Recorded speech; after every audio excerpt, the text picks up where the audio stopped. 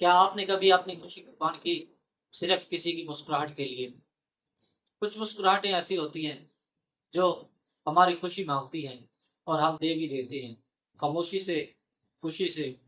السلام علیکم، میں ہوں رضوان علی اور آپ دیکھ رہے ہیں رضوان جان فیشن سے۔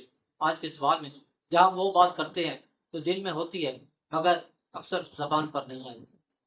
خوشی بانٹنے سے بڑھتی ہے۔ کبھی کبھی اپنی چھوٹی خوشی قربان کر کے ہم کسی کو زندگی کا سب سے بڑا لمحہ دے دیتے ہیں۔ محبت خاموش قربانی مانگتی ہے۔ سچا رشتہ وہ ہے جو دکھاوا نہیں کرتا۔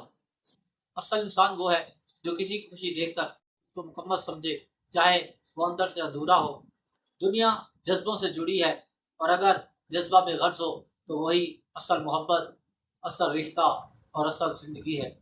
تو آج کا سوال اپنے دل سے کیجیے، کیا میں نے اپنی خوشی قربان کی صرف کسی اور کے چہرے پر مسکراہٹ دیکھنے کے لیے؟